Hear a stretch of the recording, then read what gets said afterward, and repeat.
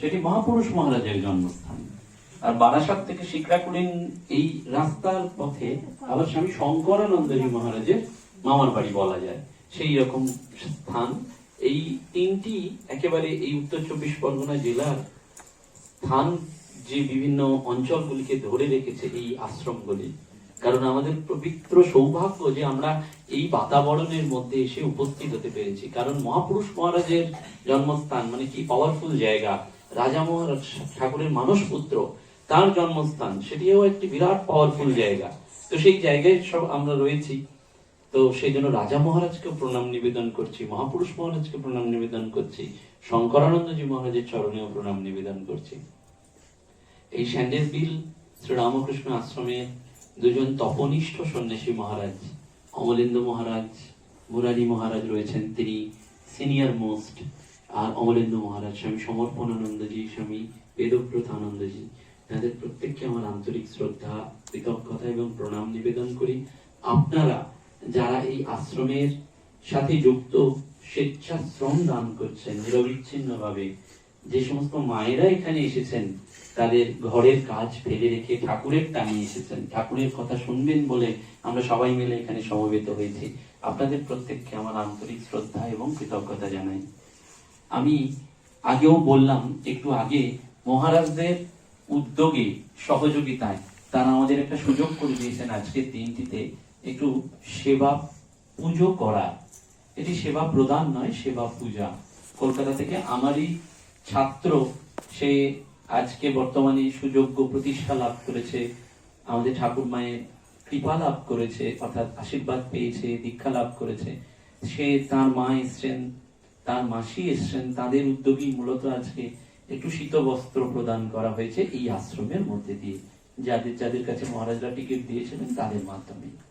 কিন্তু যখন এই শীত বস্ত্র প্রদানের কথা হয় তখন অমলেন্দু মহারাজ আমাকে অনুরোধ করেছিলেন, আদেশ বলবো, নির্দেশ বলবো, কারণ সন্ন্যাসীদের আদেশটাই আদেশ। সন্ন্যাসীরা যখন বলেন সেটা আমাদের কাছে আদেশ হয়ে যায়, নির্দেশ হয়ে যায়। তো মহারাজ বলেছিলেন, আপনি আসছেন, আমাদের তো গ্রামের একেবারে পাঠচক্র, তো যদি একটু পাঠচক্র করি বিকালবেলা 3টের সময়, তাহলে আপনি একটু ঠাকুর মায়ের কথা বলবেন। তো আমি একেবারে আনন্দে সম্মতি দিয়েছিলাম। তার কারণ বহুদিন থেকে এই স্যান্ডেল বিল শ্রী রামকৃষ্ণ আশ্রমের নাম শুনেছি রামকৃষ্ণ মিশনের বহু সন্ন্যাসী মহারাজদের কাছ থেকে, কিন্তু আসার সৌভাগ্য হয়নি। যখন এলাম এবং ভিজিটার বুকসে দেখলাম যে রামকৃষ্ণ মঠ মিশনের হেন সন্ন্যাসী মহারাজ নেই, সেই সবাই এসেছেন এই আশ্রমে, অর্থাৎ তাদের সকলের পদধূলি পড়েছে এমন একটা জায়গা।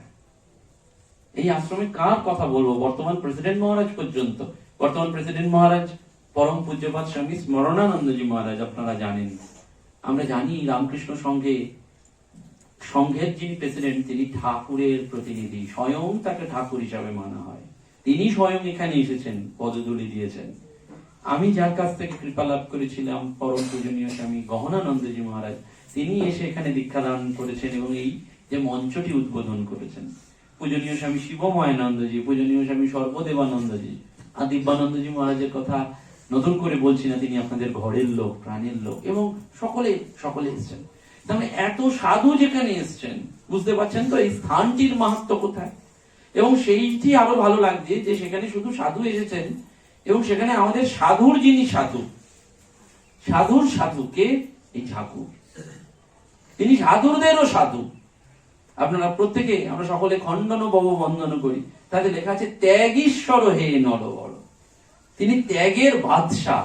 ঠাকুর স্বভাবতভাবে সেই ত্যাগীশ্বর, তিনি এখানে এসে বসেছেন।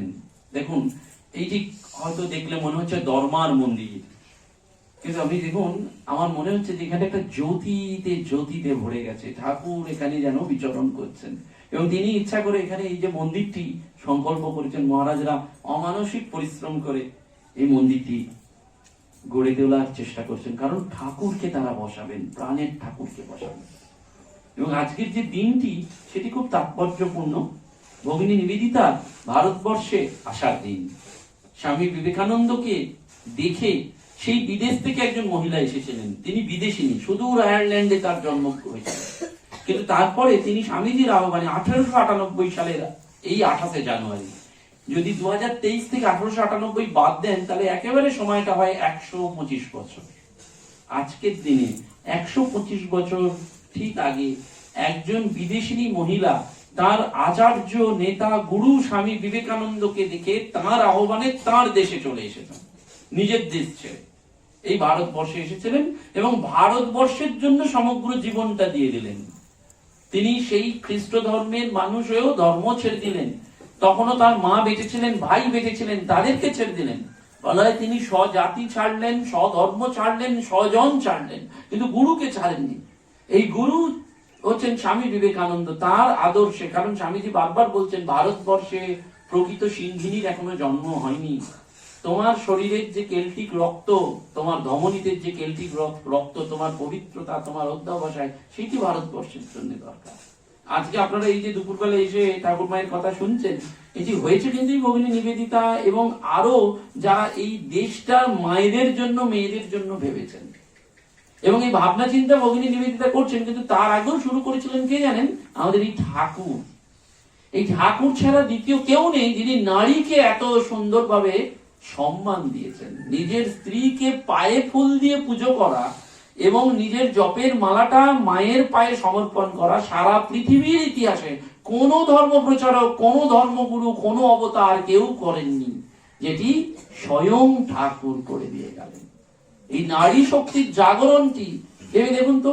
এই ঠাকুর আমাদের যেরকম ঠাকুর আপনারা লক্ষ্য করুন, এই ছবির মধ্যে দিয়ে হাঁটুর ওপর কাপড় পরেন, একেবারে গ্রামের মানুষ, পাঠশালায় সেরকম যাননি, তিনি বিয়োগ কখনো শেখেননি, যোগ কাউকে বাদ দেবেন না, গ্রাম্য ভাষায় কথা বলবেন, হাঁটুর ওপর কাপড় পরবেন। দক্ষিণেশ্বরে দেখুন তার হাট আছে, বলছে কিরকম ঠাকুর, সে বার্নিশ পরা জুতো পরে, লাল পেরে কাপড় পরে, তার দুটো খাট আছে, একটা খাটে শোন আর একটা খাটে বসে তিনি বিশ্রাম করেন, ভক্ত সঙ্গে তিনি অহর্নিশ মশগুল থাকেন।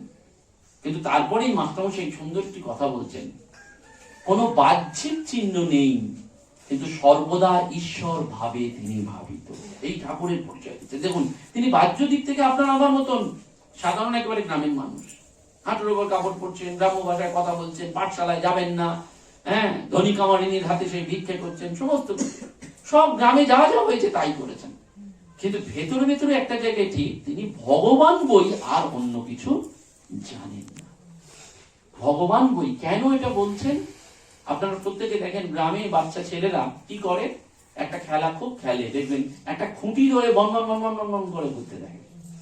হ্যাঁ, এই খুঁটিটা ধরে একটা বাচ্চাকে ছেড়ে দিলেই বন বন বন করে।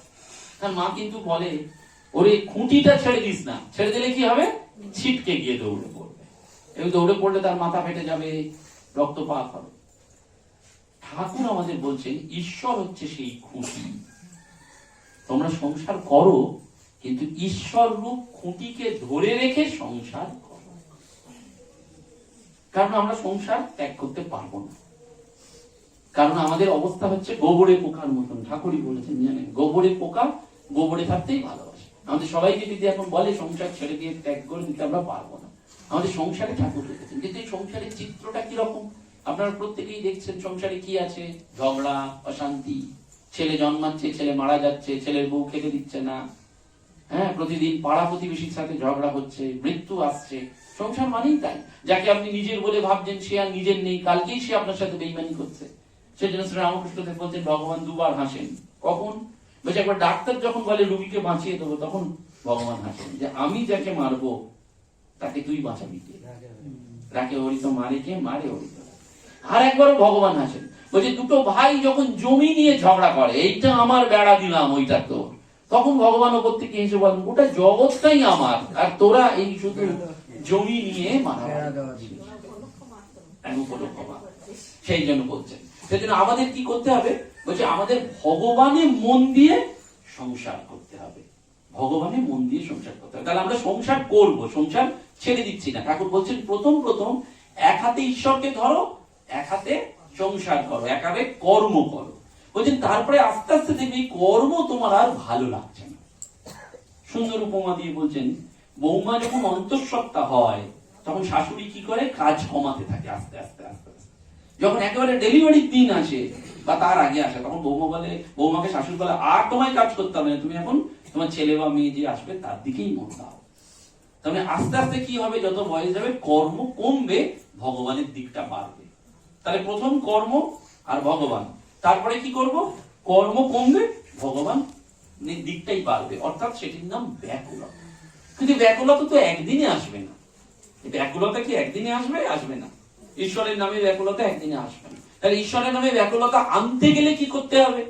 আপনারা বাড়ি থেকে এই আশ্রমে এসেছেন, আসার আগে কি করেছেন ভেবে দেখুন। একটা দেড়টার মধ্যে খেয়ে নিয়েছেন, তারপরে একটু বিশ্রাম নিয়েছেন, তারপরে কিন্তু জামা কাপড় পরেছেন, তারপরে জুতোটা গলিয়েছেন, হেঁটে হেঁটে তবে ভগবানের কাছে আসতে পেরেছেন।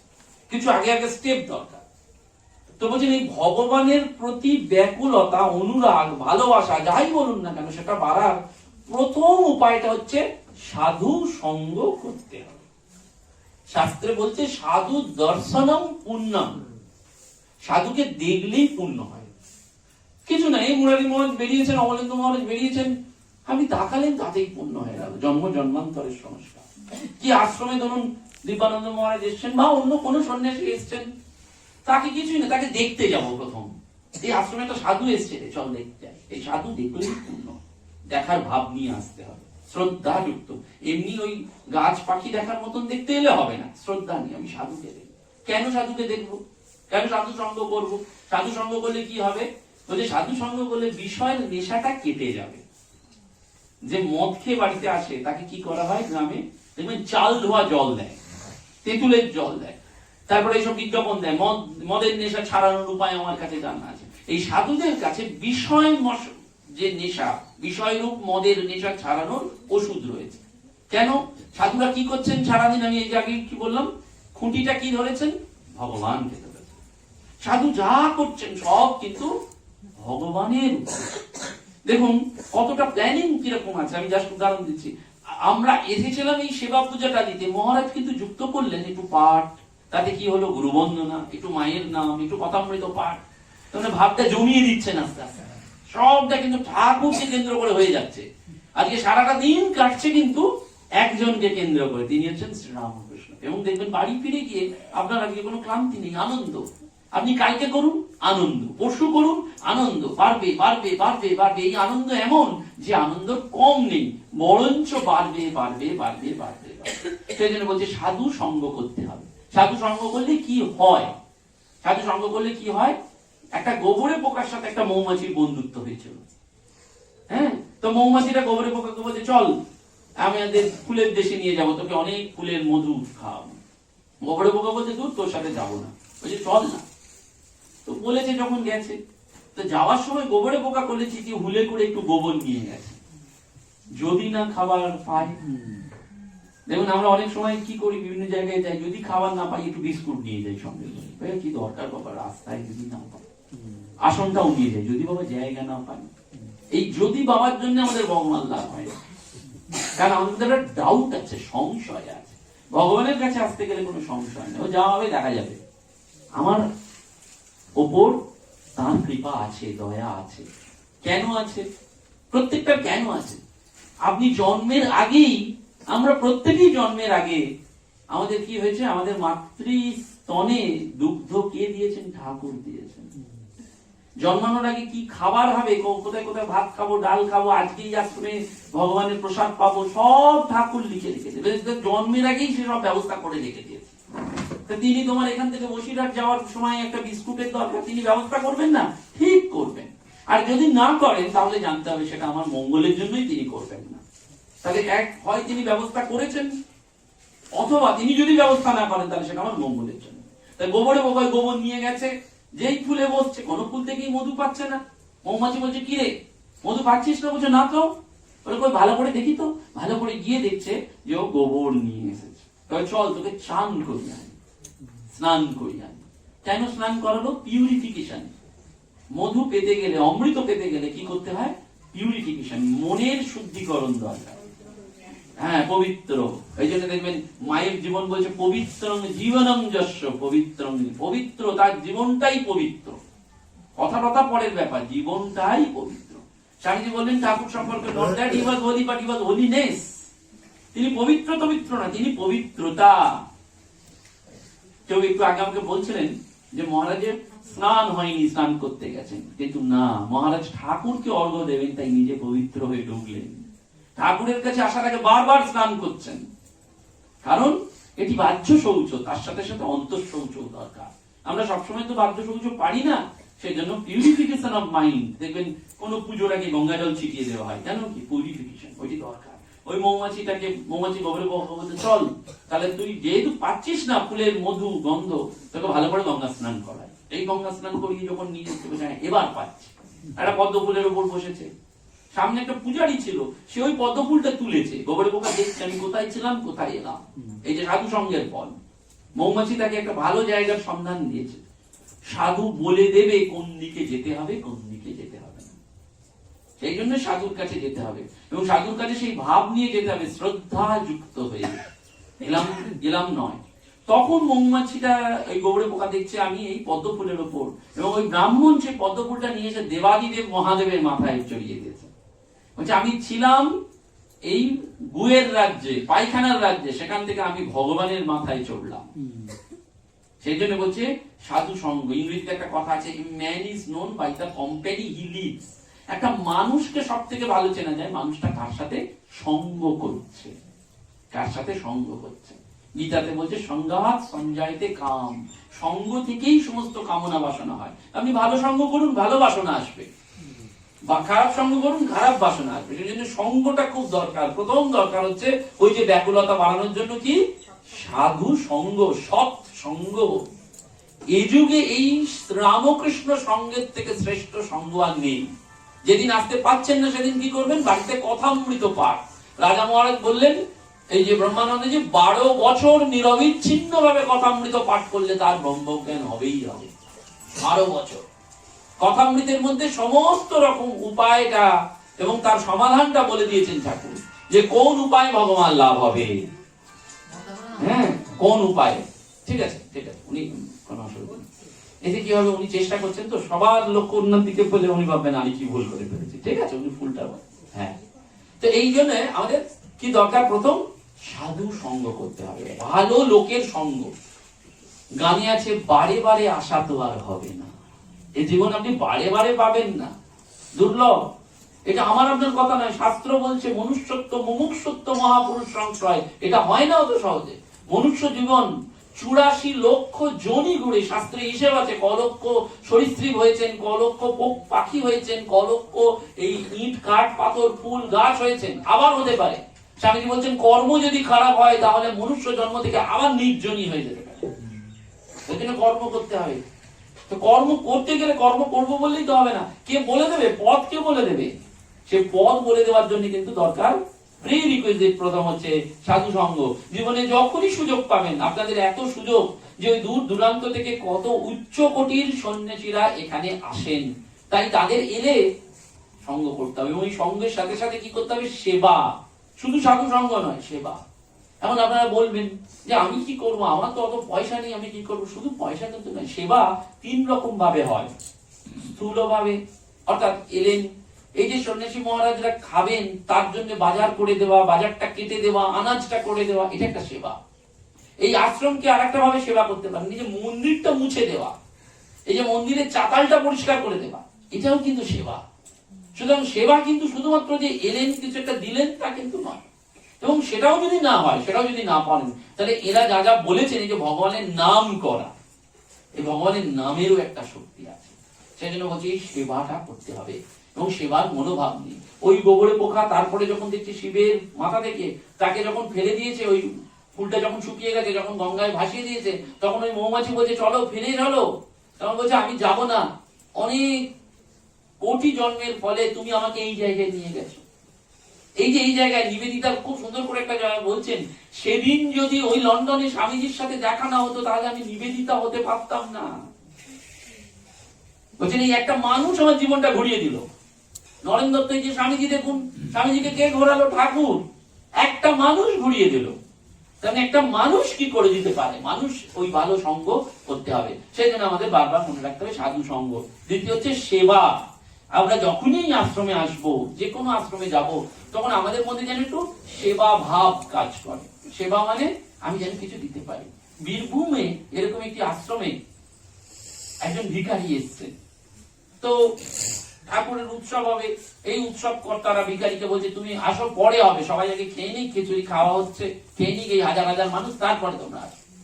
সে দাঁড়িয়ে আছে তবু, বলছে ও বাবু শোনো না শোনো না। তা এই উদ্যোক্তারা যারা, তারা একটু তাচ্ছিল্যই করছে। তো বারবার ডাকার ফলে তার একটু কিউরিওসিটি হয়েছে, বলছে আচ্ছা যাই। যে বলছে কি বলবে তুমি? সে তখন ঝুলি থেকে বলছে বাবু আমি আজকে সারাদিন ভিক্ষা করে 3টে আলু আর 1 মুঠো চাল দিয়েছি। বলে এটা কি হবে? বলছে আপনারা তো এই হাজার হাজার মানুষকে সেবা করাচ্ছেন, তো আমার এই 3টে আলু আর 1 মুঠো চাল একটু এই খিচুড়ি যে রান্না হচ্ছে তাতে দেবেন?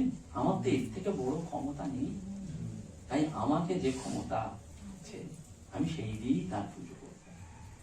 অর্থাৎ পুজো সেবা করতে গেলে যেটা দরকার হয় সেটা হচ্ছে মন। সেবা করার আগে কি দরকার হয়? মন, প্রিপারেশন অফ মাইন্ড। ঠাকুর সেই জন্য এই কথামৃতে বলেছেন। এই যে কথামৃত পাঠ হলো, প্রতিটি কথায় স্বামী আত্মস্থানন্দজি মহারাজ স্বামী নির্বাণানন্দজির কাছে গেছেন, সূর্যজি মহারাজ রামকৃষ্ণ মিশনের ভাইস প্রেসিডেন্ট, এই রাজা মহারাজের সেবক ছিলেন, শুধু সেবা করে ব্রহ্মজ্ঞান লাভ করে ফেললেন। রাজা মহারাজ বলছেন সূর্যির মতন সেবা কেউ করতে পারে না। সেবা কে করে? বললে যে সেবা করে সে তো সেবক নয়, না বলতেই যে সেবা করে সে হচ্ছে উত্তম সেবক। দেখবেন কোন একটা জায়গায় সেবা করতে গেলে কি হয়, সবসময় আপনারা লক্ষ্য করে দেখবেন, এই যে সেবা করার সময় সবাই খুব এক্সাইটেড হয়ে যায়, উত্তেজিত হয়ে পড়ে, কি করবে এরপরে, এটা দিতে হবে, ওটা দিতে হবে, এই করতে হবে। এটা যদি পুজো হয়, পুজোর সময় কি সেই উত্তেজনা থাকে? তাহলে ধীর স্থির ভাবে নত জানু হতে হবে। এই যে সেবা, তো সেই সূর্যি মহারাজের সেবা, সূর্যি মহারাজ ওই ব্রহ্মজ্ঞানী হয়েছেন, রাজা মহারাজের সেবা করে 80 বছর 81 বছর বয়স, তখনও কথামৃত পড়ছেন। স্বামী আত্মস্থানন্দজি বলছেন আপনি স্বয়ং ব্রহ্মজ্ঞানী, আপনি এখনো কথামৃত পড়ছেন? তখন সূর্যি মহারাজ বলছেন আত্মস্থানন্দজিকে, ওহে এতদিন শুধু কথামৃতটা উল্টেছি, এবার একটু একটু আলো দেখতে পাচ্ছি। বলছেন উল্টেছেন, এই যে কথামৃত খুব সোজা, কিন্তু ওদের ডুব দিন এমন কঠিন। এবং রোজ আপনি কালকে যে পাতাটা পড়বেন, আজকে সেই পাতাটা পড়ুন, মনন করুন, একটু চোখ বুজিয়ে ভাবুন, নতুন আলো দেখতে পাবেন। কেন ঠাকুর এই কথাটা বললেন, কেন ঠাকুর বললেন, কেন এইটি সলিউশন দিলেন? এবং এই কথামৃতের মধ্যে সবার সব সমস্যার সমাধান আছে। সাধুকে তিনি বলে দিয়েছেন, সংসারীকে বলে দিয়েছেন, ছাত্রকে বলে দিয়েছেন, গৃহবধূকে বলে দিয়েছেন কি করতে হবে কি করতে হবে না। এবং সেই মূল কথাটি কিন্তু ঠাকুর বলেছেন, ডুব দে, এগিয়ে পড়, আর আগে ঈশ্বর পরে জগৎ। 3টে কথা কথামৃতের একেবারে সামান্য। ডুব দে, ভেতরে ডুব দে, উপরে উপরে ভাসিস না। ওই যে বারে বারে আসা তো আর হবে না, গানে আছে। এই জীবনটা দুর্লভ, সেই জন্য এই দুর্লভ জীবনের মধ্যে আমাদের কি করতে হবে?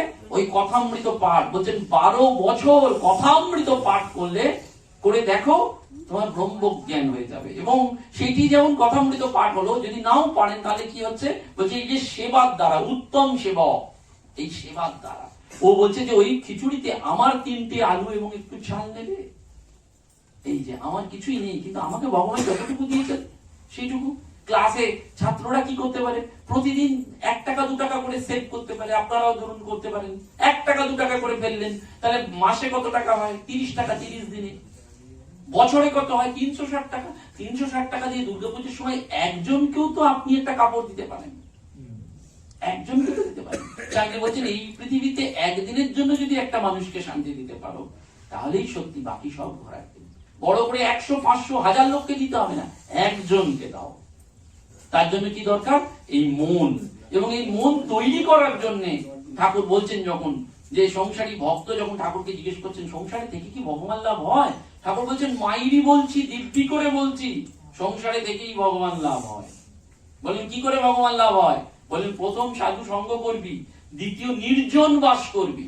নির্জন বাস মানে নির্জনবাসী। মোবাইল ফোনটা গিয়েই সুইচ অফ করে দিতে হবে, কারোর সাথে কোনো যোগাযোগ নয়। বাড়িতে কি হলো না হলো, কে খেলো কি হলো, সেজন্য বহু প্রাচীন সন্ন্যাসীরা বলেন যে আমরা নিজেরা প্রথমেই বলি আমি তো সংসারী, আমার দ্বারা কি হবে। এই সংসারী বলেই আমরা নিজেদের কি করে ফেলি? সংকীর্ণ করে ফেলি, আটকে ফেলি। সংসার কোথায় নেই? এখানে সংসার নেই, এই আশ্রমে সংসার নেই, এখানেও সংসার আছে। কোথাও সংসার নেই। দশরথ যখন রামচন্দ্র দশরথকে বললো যে বাবা আমার আর ভাল লাগছে না, আমি রাজ্য ছেড়ে চলে যাবো, আমি সংসার আর ভাল লাগছে না, আমি বনে গিয়ে বাস করবো। দশরথ প্রথম কিছু বললেন না, বশিষ্ঠ মুনির কাছে পাঠালেন। বশিষ্ঠ রামকে বললেন, রাম বলো তো সংসার কোথায় নেই? এই জগৎ কার? ভেবে দেখুন, এই যে গাছের ফুলটা কে? আপনি মাটি সার দিলেই ফুল হবে, বাড়িতে নিয়ে গিয়ে করুন, হবে না। তার ঐশ্বর্যটা তার। ঠাকুর খুব সুন্দর করে বলছে, লোকে জগতে ঐশ্বর্য দেখে ভুলে যায়।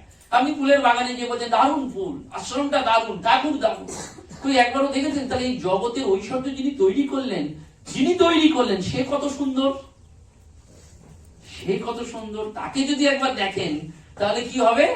সেই আপনাকে বলে দেবে কোন গাছে কি ফুল। ঠাকুর সেটা সুন্দর করে বললেন যে তুমি আম খেতে গেছো তো কোনো বাগানে, যদু মল্লিকের সাথে আগে দেখা করে নাও। যদু মল্লিককে একবার পাকড়াও করলে যদু মল্লিক বলে দেবে ওই গাছটা ভালো, ভালো আম আছে, ওই গাছটা খারাপ, ওইখানে যেও না।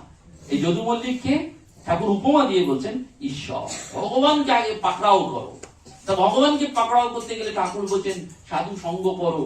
দ্বিতীয় বলছেন ওই সেবা করো, সেবা করতে গেলে নির্জন বাস। মনটাকে আগে দেখো, তোমার মন কি ঘুরছে? বাড়িতে ঘুরছে, তোমার ছেলের কাছে, মেয়ের কাছে, স্বামীর কাছে, পুত্রবধূর কাছে যদি ঘোরে, তাহলে মনকে বলো, মন এই স্বামী কি পার্মানেন্ট? না, স্বামী তো একদিন চলে যাবে। এই ছেলে আমার কাছে থাকবে না, ছেলেও তো চলে যাবে। এই স্ত্রী পুত্র কন্যা যা খেতে বসে আছো সব দুদিনের জন্য। মনটাকে বলো মন, তাহলে কে থাকবে? বলছেন ওই শ্রীরামকৃষ্ণ। এবার ভেবে দেখুন, আপনার জন্মের আগেও মা কালী ছিল তো? ছোট বয়স থেকে শুনছেন মা কালী, আপনার বাবা দাদু বলছেন। আপনি চলে যাবেন, আপনার ছেলের বৌমাও মা কালী বলবে। মা কালীর কোনো পরিবর্তন নেই। মা কালী আগেও ছিল, মা কালী ভবিষ্যতেও থাকবে, শুধু আপনি আমি থাকবো না। স্ত্রী পুত্র কন্যা দুদিনের জন্য। ঠাকুর সেই জন্য বলছেন এই স্ত্রী পুত্র কন্যা বলো সব দুদিনের জন্য। এদের ওপর ভালোবাসার নাম কি?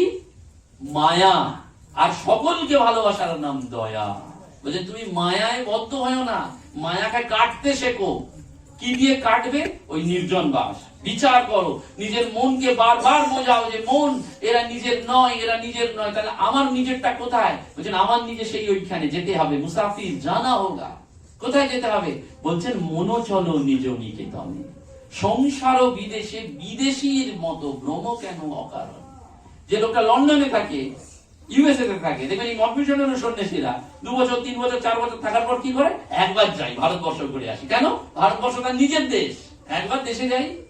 এই মনো চলো নিজ নিকেতনে। আমরা সব এসেছি সেখান থেকে, যাবো ওখানে।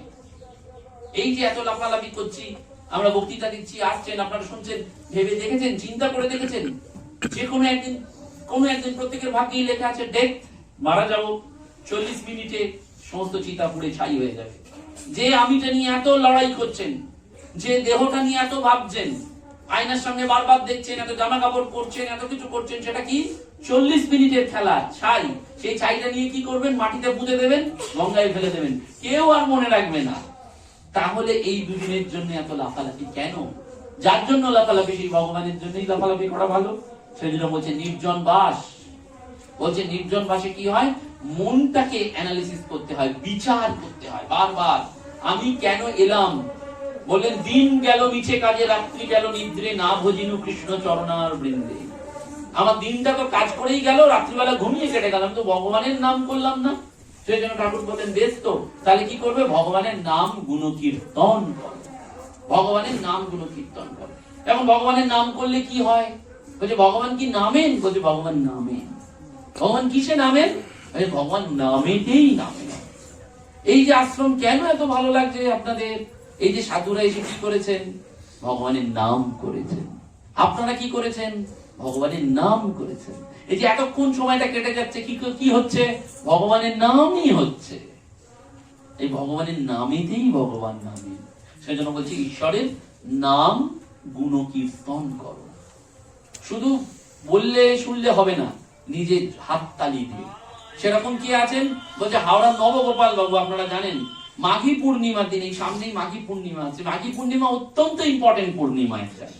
আমরা সবাই পূর্ণিমা পালন করি, অমাবস্যা পালন করি। মাঘী পূর্ণিমায় বিরাট বিরাট ঘটনা ঘটেছে পৃথিবীর ইতিহাসে।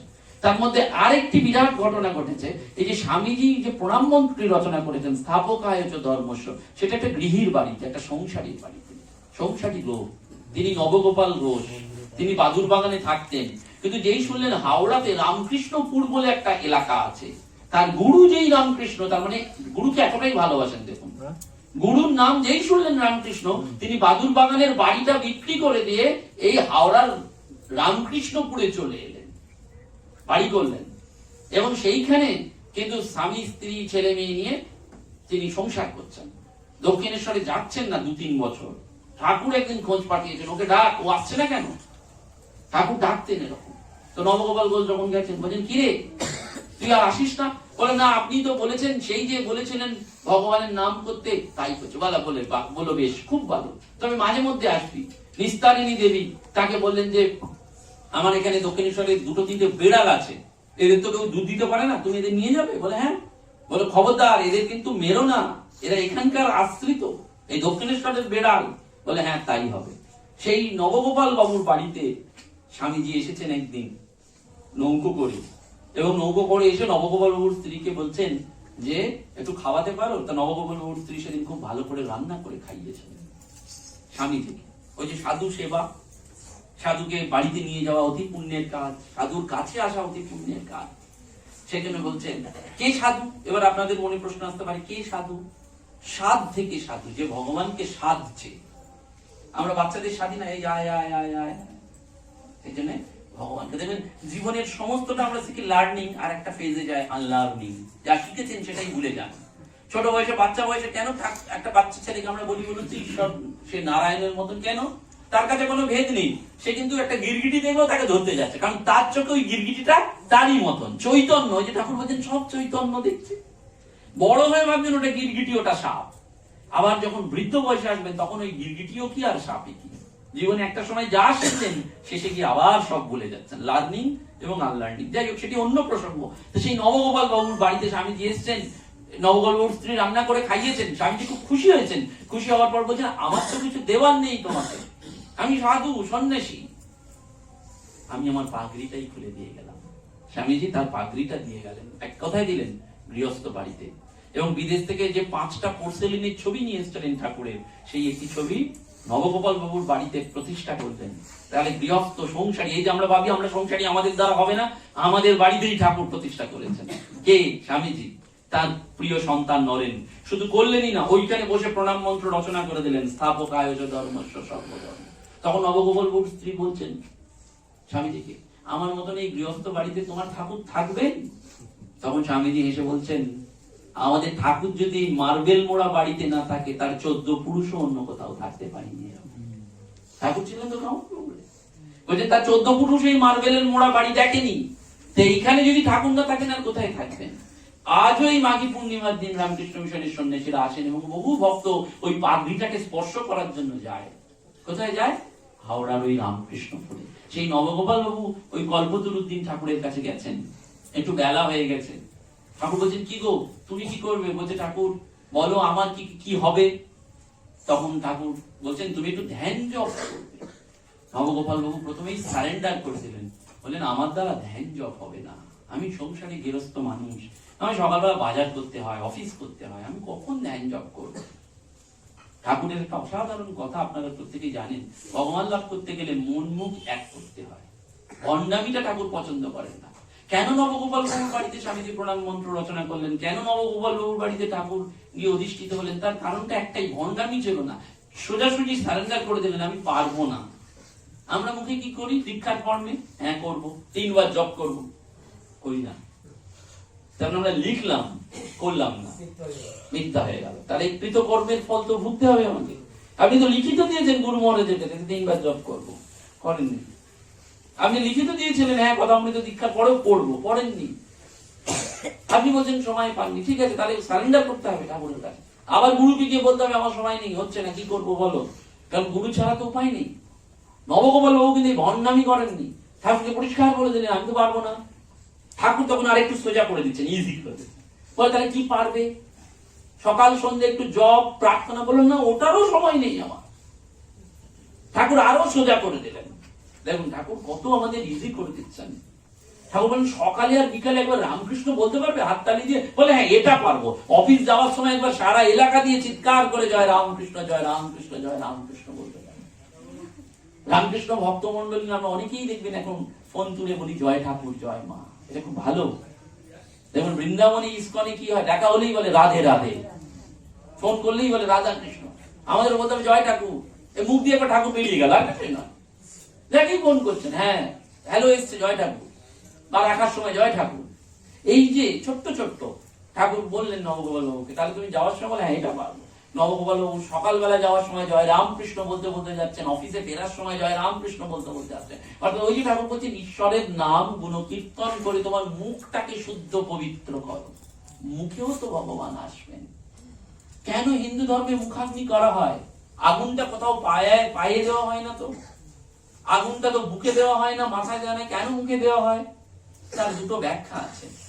এই শব্দ ব্রহ্ম আর অগ্নি আমাদের নিয়ে যায়। অগ্নি হচ্ছে হিন্দু ধর্মের এমন একটা জিনিস, সমস্ত কিছু সাক্ষী রেখে দেখবেন, উপনয়ন অর্থাৎ অন্নপ্রাশন, উপনয়ন, বিবাহ, শ্রাদ্ধ, সবেতে অগ্নি লাগেই লাগে।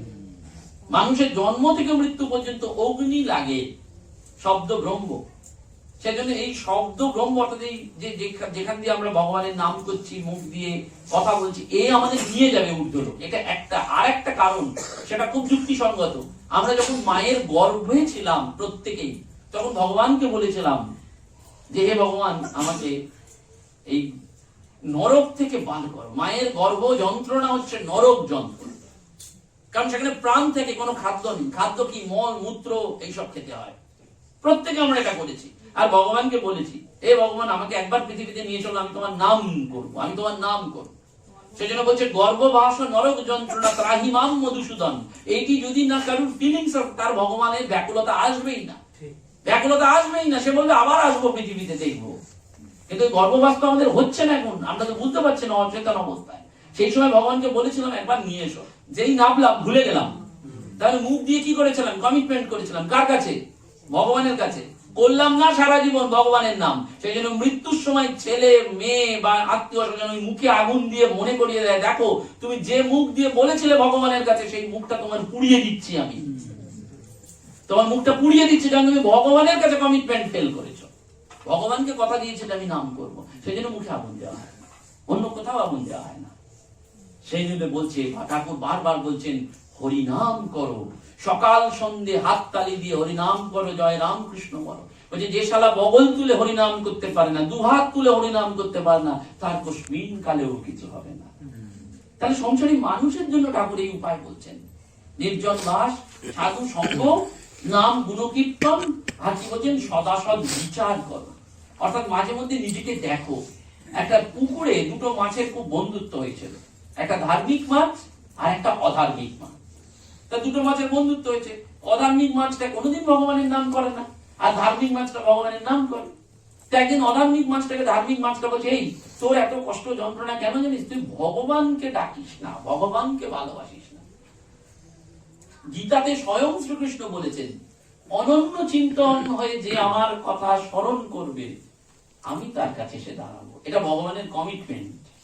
ভগবান মানুষকে কমিটমেন্টটা দিয়েছেন যে এক মনে আমার কথা চিন্তা করবে, তাকে বিপদে পড়লেও আমি সেই বিপদ থেকে রক্ষা করে বেরিয়ে চলে যাব। আমার হাতে সেই চাবিকাঠি আছে। সেটা জাগতিক ক্ষেত্রেও তাই। আপনি কোনো বিপদে পড়লে ভগবানকে ডাকেন, দেখবেন তখন আলোটা পান। কিন্তু সেই জন্য খুব সুন্দর করে বলে, দুঃখ মে সব হরি ভজে, সুখ মে জব হরি ভজে তো দুঃখ কাহা সে হই। বলছে দুঃখেই সবাই হরিকে ডাকে, সুখের সময় যদি ভগবানকে ডাকতো তাহলে দুঃখ আসতোই না তার বাড়ি। সুখের সময়, আনন্দের সময় ভগবানকে ডাকতে হবে। বিয়ে বাড়িতে কেউ ভগবানের নাম করেছে? করেনি। কিন্তু একজন করেছে। কে বলুন? বলরাম বাবু করেছেন। বলরাম বাবু তার মেয়ের বিয়ে হয়েছে, তারপরেও রাত্রির 12টার সময় খাবার নিয়ে গেছেন। কার কাছে? বরানগর মঠে। এই স্বামীজি এবং তার গুরু ভাইদের খাবার নিয়ে গেছেন রাত্রির 12টার সময়। বাড়িতে বিয়ে বাড়ি, কর্তব্য করেছেন, রাত্রির 12টার সময় খাবার নিয়ে গেছেন। দেখুন আমাদের সাথে বলরাম বাবু কোথায় তফাৎ হয়ে গেল। আমরা বিয়েতে মগ্ন হয়ে গেলাম, আনন্দ ফুর্তি করলাম, খেলাম, বাড়িতে এসে ঘুমিয়ে পড়লাম। বলরাম বাবু সব করলো, কিন্তু একটা জায়গায় এগিয়ে গেল। সে রাত্রি 12টার সময় ভগবানের জন্য খাবার নিয়ে চলে গেল। ঠিক কাকে বলেন? এই কাকে বলেন? মাস্টারমশাই দেহঘরে পাঠ করতে বসেছেন, টেলিগ্রাম গেছে।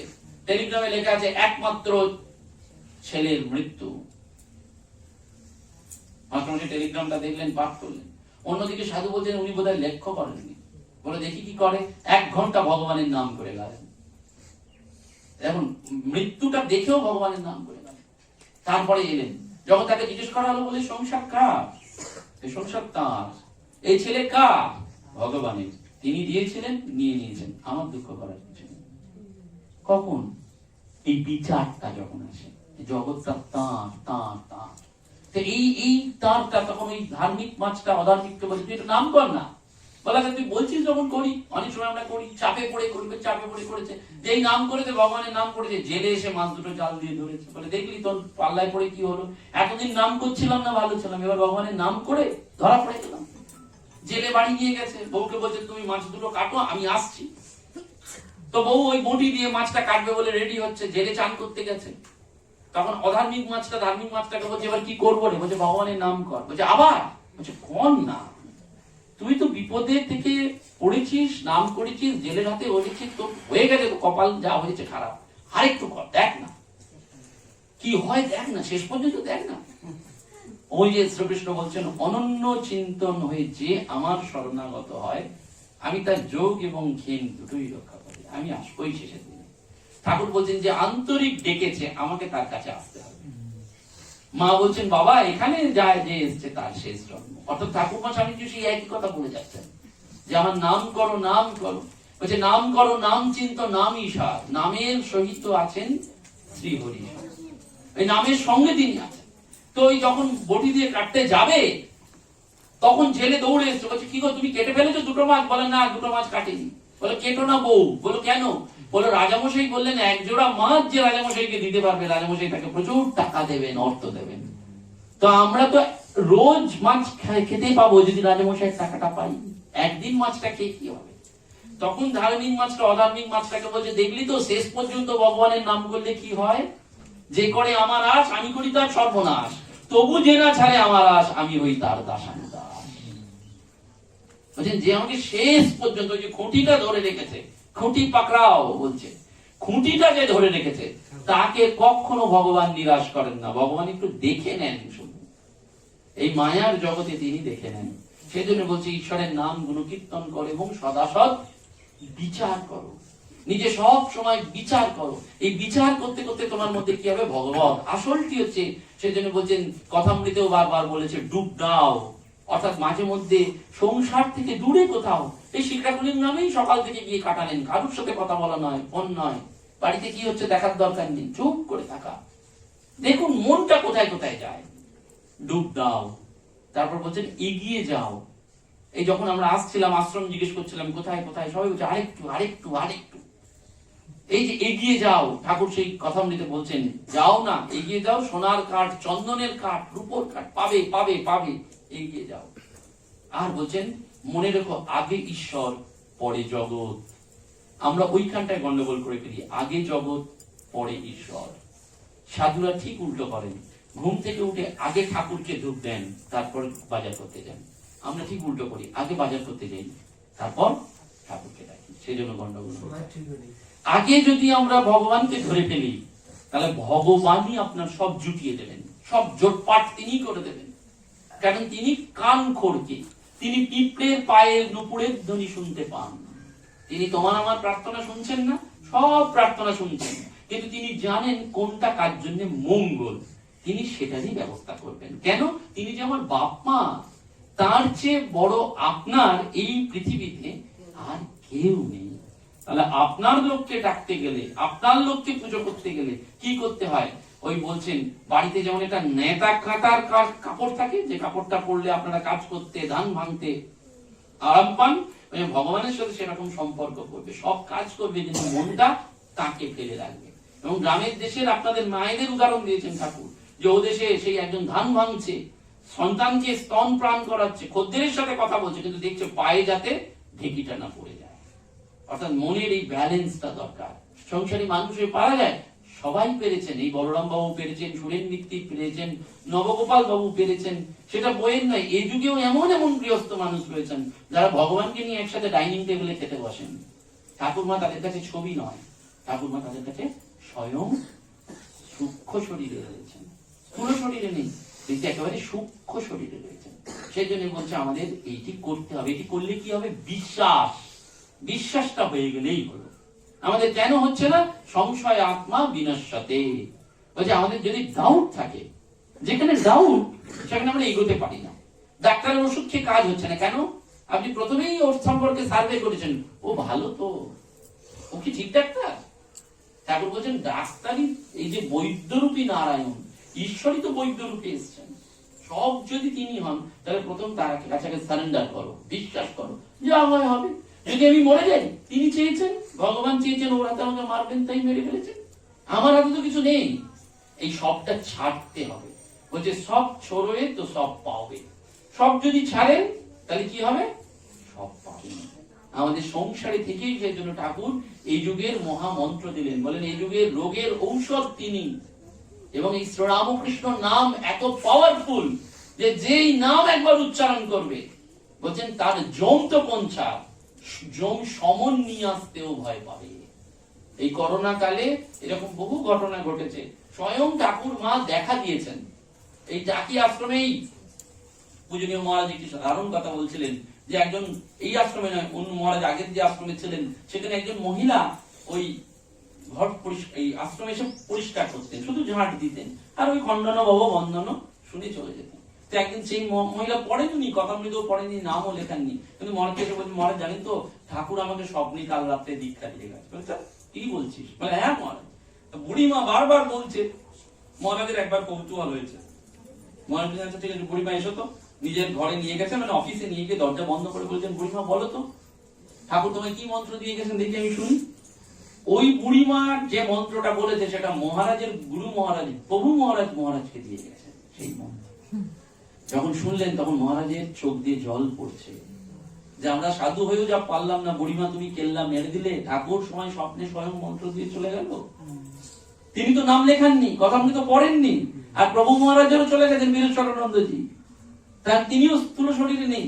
তাহলে বীরেশ্বরানন্দজি দেয়া মন্ত্র এই বুড়িমা এক্সাক্ট উচ্চারণ করে মহারাজকে বলে দিয়ে চলে গেলেন। অর্থাৎ ঠাকুর এই যুগেও দেখা দেন, ঠাকুর এই যুগেও কথা শোনেন। ডাক দেখি মোর ডাকার মতন শ্যামা মাটি থাকতে পারে। যদি ঠিক ঠিক ডাক হয় তিনি আসবেন, ওই আসন ছেড়ে নেবে আসবেন। তিনি সব করেছেন, এই জগৎ তার, আমরাও তার। সুতরাং তাকে যদি আমরা ডাকার মতন ডাকতে পারি, কেন ডাকবো? কারণটা একটাই, এই মানুষ জন্ম আর পাবো না। এই মানুষ জন্মটা কিন্তু আর পাবো না। ঠাকুর অনেক কষ্ট করে মানুষ জন্ম দিয়েছেন, সেই জন্য বয়সকালেও আমরা করতে পারবো না। যতদিন শক্তি আছে, বুদ্ধি আছে, জোশও করে ঠাকুর পাকড়ে নিন, ব্যাস তখন মুক্তি আপনার করায়ত্ত। যে মানুষগুলো কষ্ট পাচ্ছে, দুঃখ যন্ত্রণা কত কি রয়েছে, সবের ঊর্ধ্বে আপনি চলে যাবেন, কারণ আপনি স্বয়ং ঠাকুরকে পেয়ে গেছেন। সেই জন্য জোশও করে, এবং সেই করার পথে অনেক বাধা আসবে। দেখবেন সংসারে স্বামী একরকম বলবে, ছেলে একরকম বলবে, এই বিরুদ্ধ হবে, ওগুলোর কথা নয়। ঠাকুর বলছেন রোগ চাই, রোগ। খুব সুন্দর গল্প আছে, দুই চাষার গল্প। একজন চাষা ওই খাল কাটতে গেছে, আর দুপুর হয়ে গেছে। তার বউ গিয়ে বলছে যে চলো বাড়ি চলো, দুপুর হয়ে গেছে, খাবে তো? চলো ঠিক আছে চলো। তাহলে বউ যখন বলছে যাই, বউয়ের কথা শুনে এসে সে দুপুর বেলা খেতে আরম্ভ করেছে। খাওয়ার পরই তার ঘুম পেয়েছে, ঘুমিয়ে পড়েছে। আর ওই গ্রামে আল কাটতে গিয়েছিল ওই জমিতে আরেকজন চাষা, তার বউও গেছে, গিয়ে বলছে কি গো দুপুর হয়ে গেছে, গিন্নি তুমি যাও বাড়ি গিয়ে, আগে জল আনবো তারপর আমি খাবো।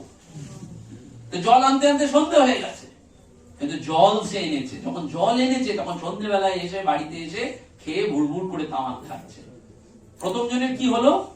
জল আনা আর হলো না। তার মাঝপথে স্ত্রী ডেকেছে, সে এসে খেয়ে ঘুমিয়ে পড়েছে। আর দ্বিতীয় জন রোগ করেছে। এই যে ভগবানের জায়গায় কেউ নয়, ঠাকুর সেইটি বলেছেন, ভগবানের পথে কারুর বাধা নয়। ভগবানের পথে চলতে গেলে যেই বলুক, সেই বাধাকে বিচারের দ্বারা কাটিয়ে কাটিয়ে এগিয়ে যেতে হবে। বলরাম বাবু জপ করতে বসেছেন, গায়ে মশা বসেছে। বলরাম বাবু পরম বৈষ্ণব, বৈষ্ণবদের কি হয়? জীব হত্যা পাপ। বলরাম বাবু ভাবছেন যে আমি মশাটা মারবো না। কি করবেন? ঠাকুরের কাছে গেছেন দক্ষিণেশ্বরে। ঠাকুর দেখছেন ছোট্ট ফাটটার নিচে বসে ছাড় পোকা মারছেন। বলরাম বাবু বলছে, বাবা আমি মশা মারার জন্য ভাবছি, তো ছাড় পোকা মারছে। ঠাকুর বলরাম বাবুর দিকে তাকে বলে, বলরাম কি বুঝলি? বলরাম বাবু হাত জোর করে দাঁড়িয়ে আছে, বলে আমি জানতাম তুই যে কারণে এসেছিস। শুনে রাখ বলরাম, ভগবান লাভের পথে যদি মানুষকে মারতে মেরে দিবি, কিন্তু ওইখানে ভণ্ডামিটা করিস না। অর্থাৎ আমরা কি করলাম? মশাটা মারলাম, তারপরে আর ভগবানের দিকে মন নেই, তাহলে হবে না। ভগবান লাভের পথে যে বাধা আছে তাকে সরাতে গেলে সরাও, কিন্তু তারপরে আর ভণ্ডামি নয়, মন মুখ এক করে তব কাজে যেন জীবনে যায়। মনে রাখবেন, এটি দুর্লভ আমাদের মনুষ্য জন্ম। এই যে মহাপুরুষদের সংশ্রয় হচ্ছে আশ্রমে, তার কাজ করতে করতে জীবন ত্যাগ করা, এর থেকে বড় সৌভাগ্যের আর কিচ্ছু নেই। শুভ কর্মে শুভ ফল, মন্দ কর্মে মন্দ ফল, এ নিয়ম রোধে নাহিক পৃথিবীর ফল।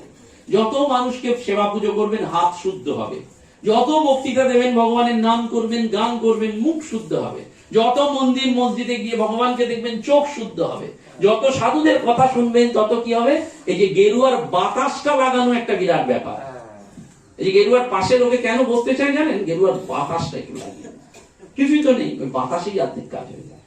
গেরুয়ার বাতাস এইগুলো করে করে নিজের মধ্যেই যে আধ্যাত্মিক, এই দেহটাই মধ্যেই মন্দির, সেই দেহটার মধ্যেই ভগবান রয়েছেন। আমাদের কাজ শুধু বিকাশ করা। একটা গল্প বলে শেষ করি। সেটা এরকম, একজন কোটিপতি যাচ্ছে গাড়ি করে, তো ওই গাড়ির প্লেয়ারে, অডিও প্লেয়ারে একজন সাধু মহাত্মা প্রবচন দিচ্ছেন। তিনি বলছেন যে এই মানুষ টাকার জন্য পাগল, এই জগতে টাকা নিয়ে স্বর্গে যাওয়া যায় না। টাকা নিয়ে স্বর্গে যাওয়া যায় কি? আপনার শরীরটা নিয়ে যেতে পারবেন, জামা কাপড়, ছেলে মেয়ে বউ, কিন্তু আপনার একটা জিনিস যাবে সঙ্গে, সেটা হচ্ছে নিজের আত্মাটা যাবে।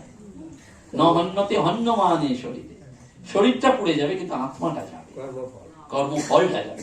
তো বলছে টাকাটা নিয়ে যাওয়া যায় না। ওর কোটিপতি খুব রাগ হয়ে গেছে, বলছে দূর, এ সাধু বাজে, আমি টাকা নিয়ে যাব। বাড়ি চলে এসছে, বক্তৃতা বন্ধ করে দিয়েছে। দিয়ে সে কোটিপতি, একটা কোম্পানির ম্যানেজার, সে সবাইকে ডেকে বলছে এই স্টাফেদের বলো তো আমি কি করলে স্বর্গে যাব, স্বর্গে টাকা নিয়ে যাব।